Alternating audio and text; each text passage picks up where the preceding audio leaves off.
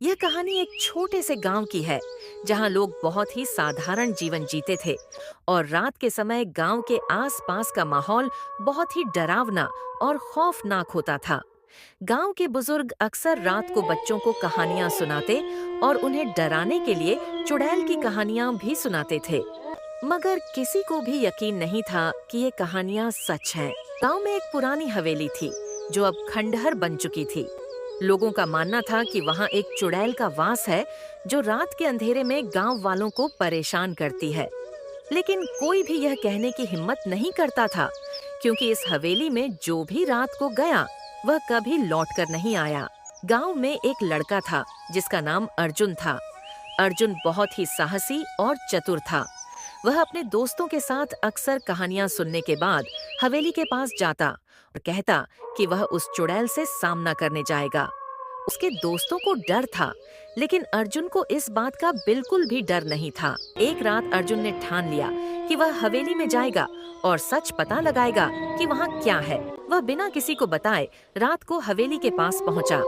हवेली के पास आते ही उसे एक अजीब सी ठंडी हवा का एहसास हुआ। हवेली के अंदर अंधेरा था और वहाँ का माहौल बहुत ही भयानक था। अर्जुन ने साहस जुटाया और हवेली के दरवाजे को धक्का दिया। दरवाजा कुछ आवाज करता हुआ खुल गया और अर्जुन अंदर गया। हवेली के अंदर जाने के बाद अर्जुन ने महसूस किया कि कोई उसे देख रहा है। वह धीरे धीरे अंदर बढ़ता गया और एक कमरे में पहुंचा जहां कुछ अजीब सी आवाजें आ रही थीं।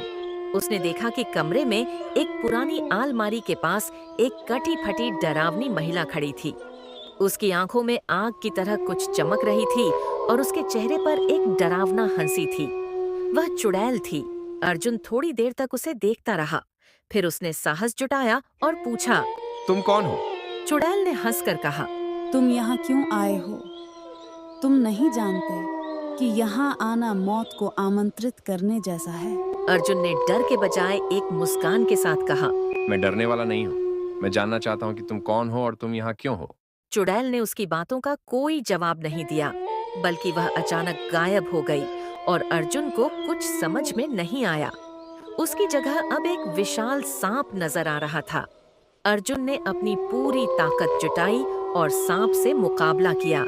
जैसे ही वह सांप को हराने में सफल हुआ, वह फिर से उसी महिला के रूप में आ गई और चुड़ैल ने कहा, तुमने मुझे हराया, लेकिन अब तुम जान चुके हो कि तुम एक खतरनाक खेल में फंस चुके हो। अर्जुन ने हिम्मत न हारते हुए कहा, मैं डरता नहीं हूँ, बताओ तुम मुझसे क्या चाहती हो। चुड़ैल ने एक लंबी सांस ली और बोली, मैं कभी इंसान हुआ करती थी। एक सुंदर लड़की थी जो गांव में रहती थी।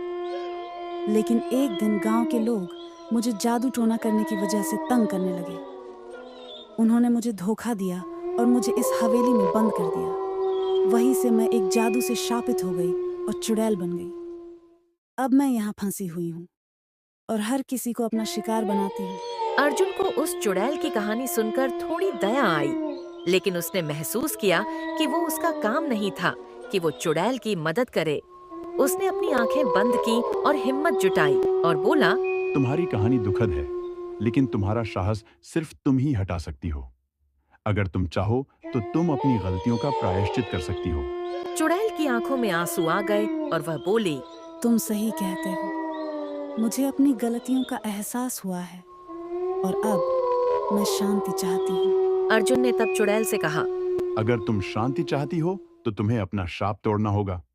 तुम्हें सच में माफी मांगनी होगी और अपनी आत्मा को शुद्ध करना होगा। चुड़ैल ने अर्जुन की बात मानी और उसकी मदद से उसने अपना शाप तोड़ा। हवेली की दीवारें अब रोशन हो उठीं और चुड़ैल का रूप धीरे धीरे मानव रूप में बदलने लगा।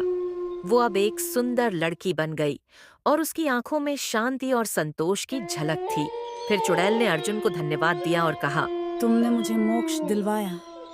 मैं हमेशा तुम्हारी आभारी रहूंगी। इसके बाद उसने अपनी आखिरी सांस ली और हवा में घुलकर अदृश्य हो गई। अर्जुन हवेली से बाहर आया और गांव वालों को बताया कि उसने चुड़ैल को मुक्त कर दिया और अब वह हवेली शांति से भरी हुई है। गांव के लोग पहले तो हैरान हुए, लेकिन फिर उन्होंने अर्जुन की बहादुरी को शाबाशी दिया और चुड़ैल की कहानी अब गांव में एक उदाहरण बन गई।